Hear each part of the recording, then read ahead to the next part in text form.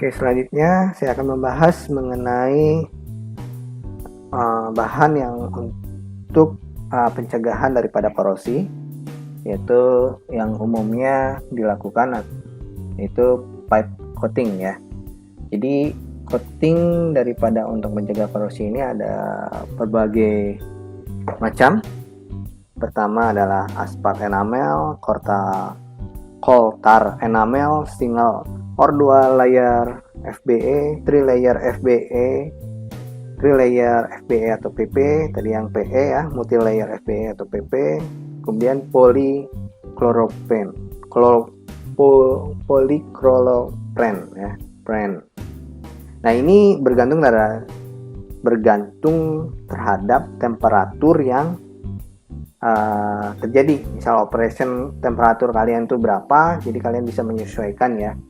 Nah, misalnya contoh kita kapan memakai 3 layer FBE PP atau multi layer FBE PP. Nah, misalnya kalian kontennya itu mengandung high temperatur ya, jadi kalian bisa menggunakan yang 3 layer FBE PP atau multi layer FBE PP. Itu kan temperaturnya sangat tinggi tuh, 110 dan 140 untuk maksimumnya. Oke.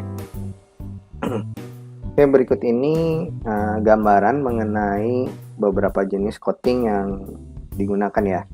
Yang pertama adalah extrude polyethylene.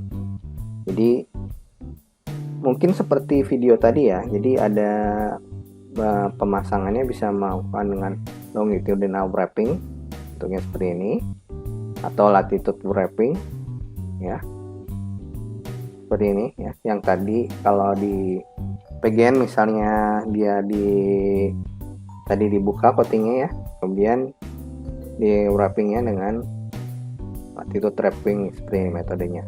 Kemudian adalah spiral wrapping, jadi bentuknya seperti spiral.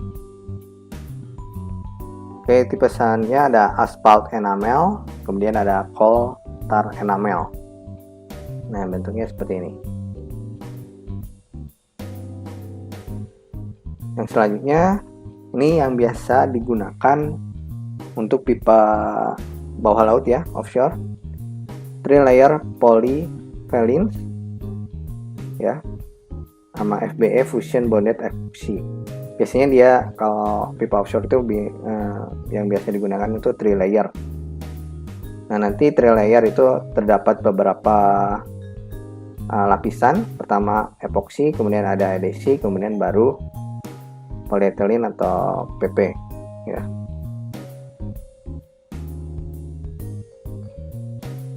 Nah, ini yang tadi saya sebutkan, ini 3 layer polyethylene system, 3 layer polypropylene type system.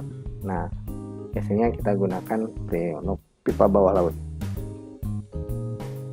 Bedanya apa keduanya? Coba lihat lagi tabelnya ya.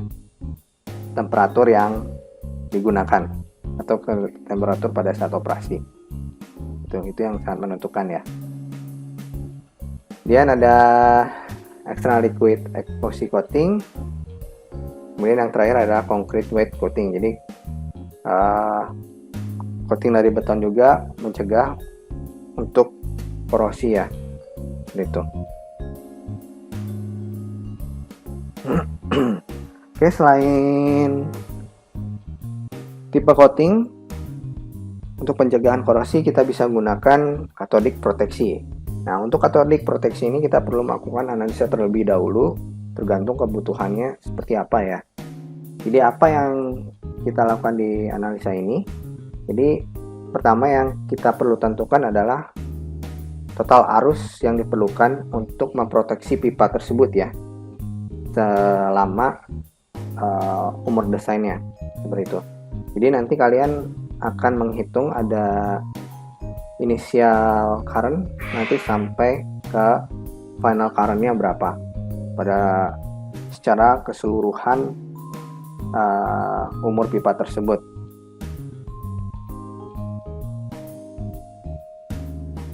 Oke,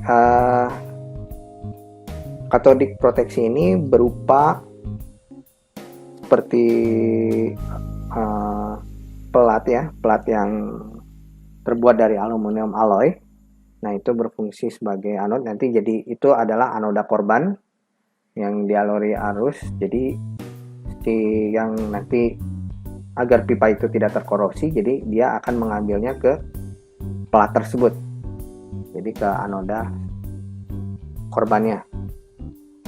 Nah, ada pun standar code yang sebagai referensi kalian untuk melakukan desain katodik proteksi. Ada dua, yaitu dari DNV RP B401 sama DNV RP F103. RP itu recommended practice ya. Jadi kalian bisa melihat dari kedua code tersebut. Nah, ini parameter desain yang perlu kalian ketahui atau nanti bisa dijadikan referensi untuk kalian melakukan desain katodik proteksi. Nah, ini sebagai contoh, misalnya desain parameternya seawater resistivity, itu typical value-nya arusnya ya 20 sampai 25 ohm cm. Jadi perjaraknya adalah 25 sampai 25 ohm. Kemudian kalau di MUD 100 sampai 150 ohm, ini anode open circuit potensial arusnya, misalnya dalam kondisi barit itu minus 1,05 volt. Kalau di air laut minus 0,9 volt.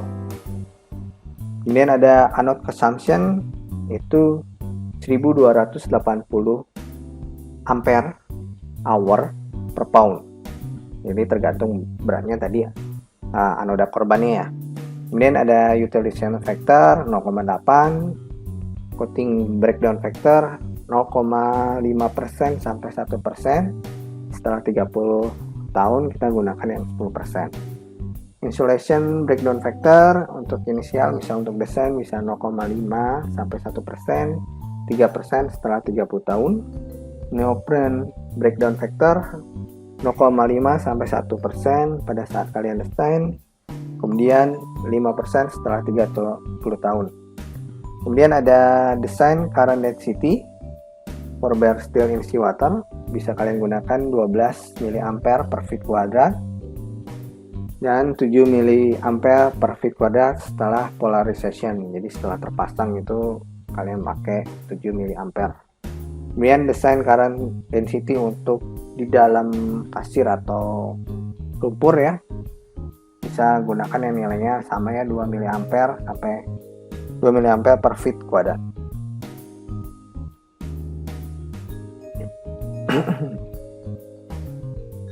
Oke, ini beberapa parameter yang diambil. Tadi kan desain parameter, kalau ini beberapa parameter yang diambil dari acuan code-nya ya. Jadi di sini ada di RPF 103 dan di B401. Misalnya ini internal fluid temperature, kalian bisa dilihat di RPF 103 di bagian 5.2.4. Dan selanjutnya nanti ini yang kalian perlu, ini bagian diketahuinya untuk melakukan analisanya ya nanti.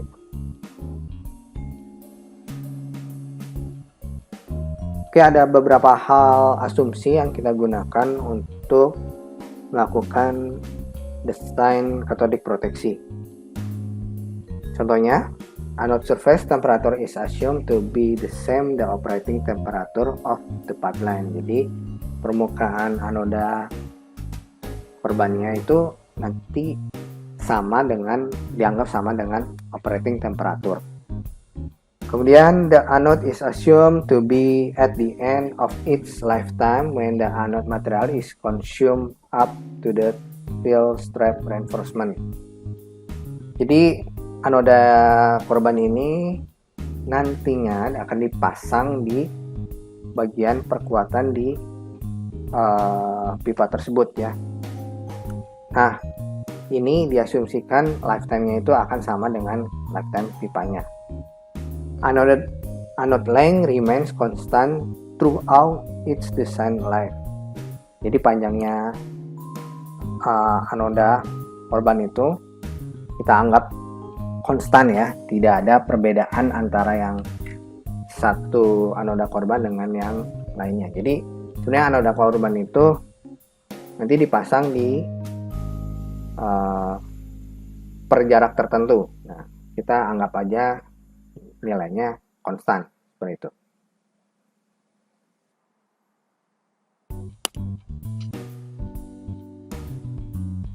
Untuk analisis desain daripada katodik proteksi, yang pertama kita perlu menentukan current demand atau IC. Nah, nilai IC ini akan sama dengan AC dikalikan FC dikalikan ICM.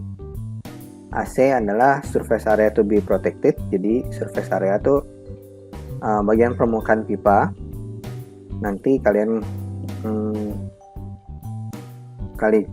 kalian tentukan keliling pipa dikalikan panjangnya, sehingga kalian akan mendapatkan surface areanya. Kemudian ICM adalah design mean current density, nanti itu diberikan biasanya. FC adalah coating breakdown factor, itu juga diberikan atau kalian bisa lihat di standar code-nya ya, di DNV. Kemudian setelah menentukan tadi mean design current density, kita perlu menentukan juga total mass anode atau yang diberi simbol M required. Jadi M required sama dengan IC dikalikan T dikalikan 8760 dibagi U dikali epsilon. T itu adalah design life-nya ya, design life-nya pipa, kalian bisa masukkan ke situ. Jadi design life akan disamakan desain dengan katodik proteksi dikalikan 8760 itu hours per year. Jadi itu untuk anode-nya nanti ya, hours per year itu 8760. Kemudian U anode utilization factor, itu kalian bisa lihat di standard code. Dan epsilon electrochemical efficiency, itu juga bisa dilihat di standard code. Ini U sama epsilon itu bergantung pada coating yang digunakan oleh pipeline. Jadi itu menghasilkan nilai yang berbeda-beda ya, tergantung tipe coatingnya. Kalian bisa dilihat di code di B410 atau RPF 103 DNV ya. Kemudian setelah itu ada anode current output IA.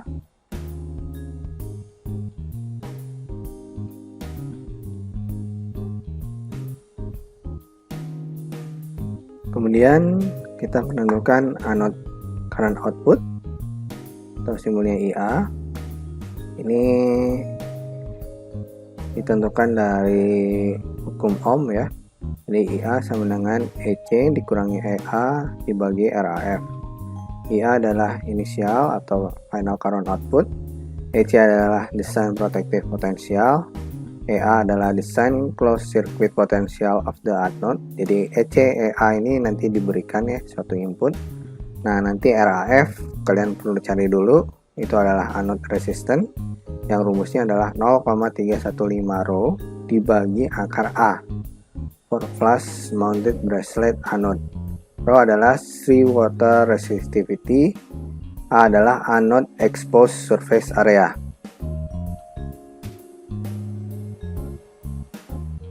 Oke, kita lanjut. Jadi pada intinya, for cathodic protection to be effective throughout the design life, the final current output IA must equal or exceed the final current demand. Jadi nilainya N dikalikan IA lebih besar sama dengan IC. N itu adalah jumlah anode yang diperlukan, nanti dikalikan dengan current outputnya berapa. Nah, ini harus lebih besar atau sama dengan kebutuhan arusnya ya. Jadi current demand-nya berapa. Oke, sekarang contoh bagaimana kita melakukan perhitungan cathodic protection. Nah, pertamanya ini saya bentuk dalam suatu tabel. Jadi di sini ada kolom A, B, C, dan D. Kolom A itu berupa parameternya, B itu adalah sumber datanya dari mana atau nanti persamaan perkalian yang gunakan apa, value adalah nilainya ya, kolom C. dan kolom D adalah unitnya. Oke, kita punya data pipeline diameter 10,75 inch, pipeline length 100.000 feet. Kemudian total surface areanya itu adalah Pi kali C1, jadi Pi kali pipeline diameter dikalikan pipeline length dibagi 12. Kenapa ini dibagi 12? Karena ini yang inch harus diubah menjadi feet ya.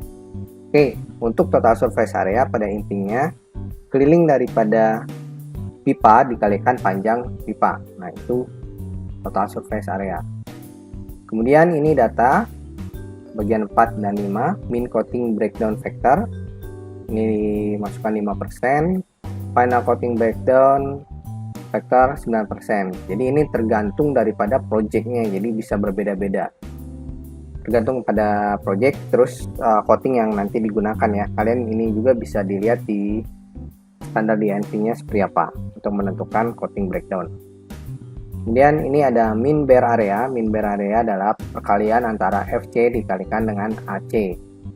Jadi min bare area itu adalah C4, min coating breakdown factor dikalikan dengan total surface area. Nah, untuk final ya final coating breakdown factor dikalikan total surface area, C5 kali C3, C5 kali C3.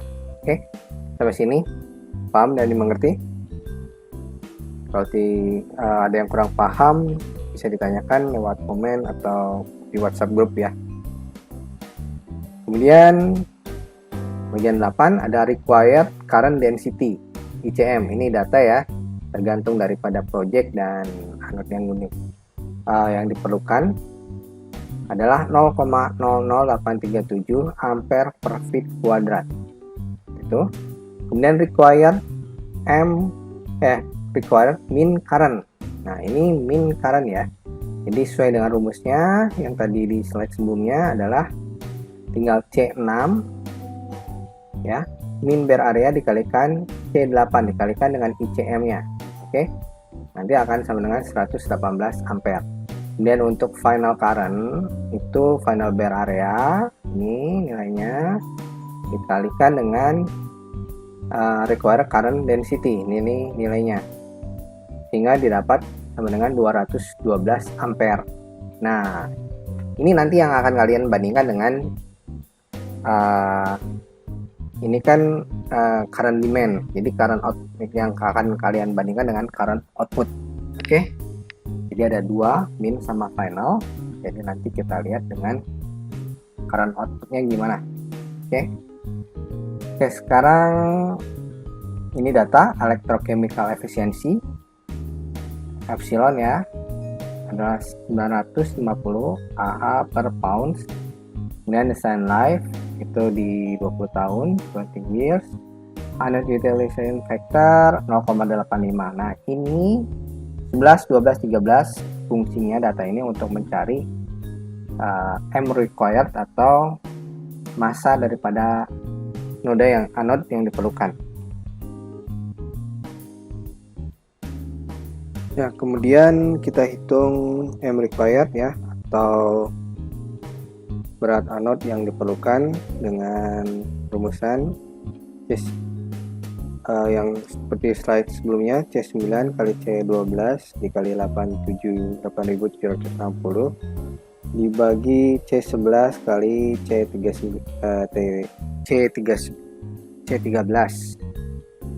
C9 adalah required main current sesuai dengan persamaan yang di slide sebelumnya.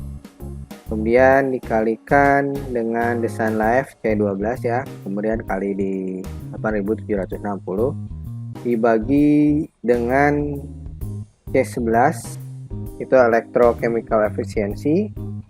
Kemudian dikalikan electrochemical efficiency dikalikan dengan anode utilization factor U, sehingga didapat nilainya 25.602 pounds.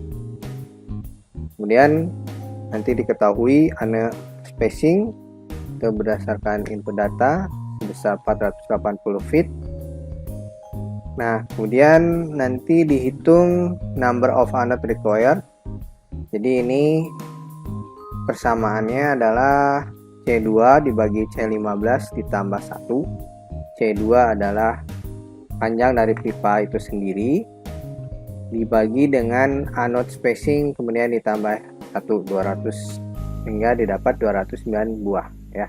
Ini C2 ya, pipeline length 100.000 feet dibagi 480 feet ditambah 1.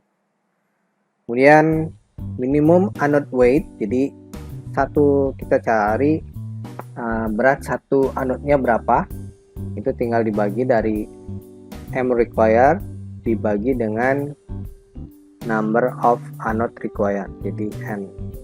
C14 ini ya dibagi dengan C16 209, 25.602 dibagi 209 kan sama dengan 122,4976077 pounds atau 123, bisa dibuatkan seperti itu. Kemudian ini diketahui nominal net anode weight untuk project tersebut adalah 130 pounds, jadi nilainya sudah oke ya, karena secara minimum itu harus di 123, sedangkan yang akan digunakan itu 130. Nah, kemudian data dari vendor untuk anode specific weight adalah 180 pounds per feet pangkat 3. Ini kayak unit weightnya atau massa jenis daripada anode tersebut ya, sebesar 180 pounds per feet pangkat 3.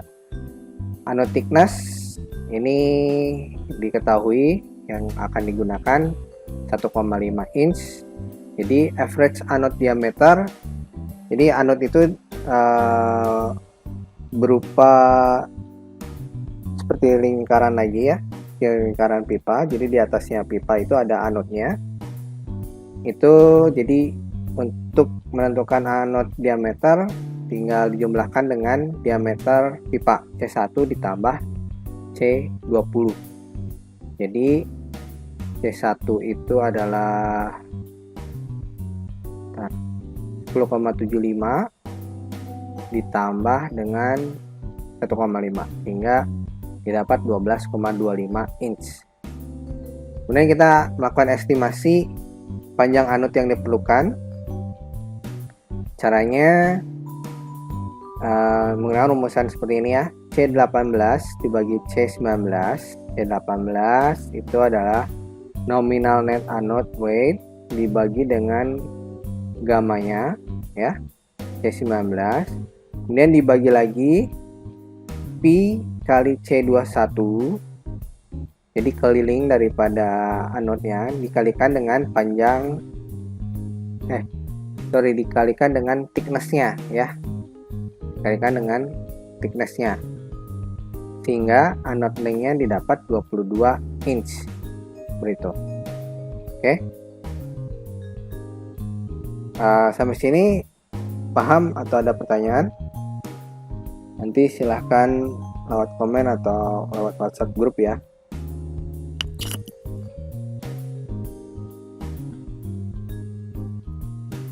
Kemudian environmental resistivity itu Rho ya. Ini sesuai dengan projectnya sebesar 30 ohm cm. Dan kita bisa menentukan anode area itu adalah Pi dikalikan C21 dikalikan C22, itu keliling daripada anodnya ya, dikalikan dengan panjang anode 22 C22 ya lengthnya, sehingga nanti didapat luasan anode area sebesar 846,6592201 inch kuadrat, atau kalian bisa masukkan 847 ya di sini. Dan anode resistance yang di slide kita menentukan RAF ya, itu nilai menggunakan rumusan 0,315 dikalikan environmental resistivity Rho atau di sini C23 dibagi anode area C2 akar C24 atau di sini C24 pangkat 0,5. Nanti dihasilkan sebesar 0,1278 ohm. Oke. Nah, terus di sini ada data anode potensial E0C dan katode potensial E0A. Untuk anode potensial minus 1,05 volt, untuk katode potensial sebesar minus 0,8 volt. Jadi kita bisa menghitung anode current ya, sesuai dengan rumusannya adalah EC dikurangi EA dibagi dengan anode resistance RAF ya. Jadi C26 dikurangi C27 dibagi C25 sehingga didapat 1,956 ampere. Jadi total current yang tersedia, total current yang tersedia tadi sesuai dengan slide sebelumnya, anode current yang ada 1,96 ini dikalikan jumlah anodenya ya, jumlah anodenya di number of node required N atau C16 sehingga didapat 408 ampere. Nah, nilai ini total current available ini kalian harus bandingkan dengan current demand. Jadi kita lihat current demand-nya adalah di slide sebelumnya IC ya. Di sini 212 ya, final current ya, 212. Jadi sudah melebihi daripada final current demand untuk current outputnya. Berarti ini oke, bisa digunakan dengan desain cathodic protection yang ada. Oke, sampai di sini apakah dimengerti? Atau ada pertanyaan? Jadi kalian kalau ada pertanyaan silahkan bisa komen di YouTube-nya atau lewat WhatsApp, kita bisa diskusi. Oke, di sini ada tugas. Jadi tugasnya satu soal aja, yaitu mendesain katodik proteksi berdasarkan data berikut. Jadi perhitungannya sama dengan contoh soal, cuma datanya saya ganti menjadi unitnya ini unit SI ya. Oke, sekarang kalian coba saja. Oke, jadi di sini ini ada outside diameter 914,4, pakai coating material 3 layer PE, external coating thickness 2,5 mm, pipe length 5000 meter, anode material aluminium base ya, anode thickness 80 mm. Oke, di sini anode density sebesar 2,7 gram per cm kubik. Nah, itu ada anode mass sebesar 150 kg. Oke, ini data berikutnya lagi. Jadi kalian bisa baca, kemudian kalian tentukan tadi pertama tentukan current demand-nya berapa, terus current outputnya berapa. Oke, nanti tugasnya kapan dikumpulkannya nanti bisa lewat e-learning ya. Oke, sekian materi mengenai pipeline corrosion. Jangan lupa kumpulkan tugasnya, kemudian seperti biasa ya, tolong di like, subscribe, dan komen. Oke, sampai bertemu di materi selanjutnya. Wassalamualaikum warahmatullahi wabarakatuh.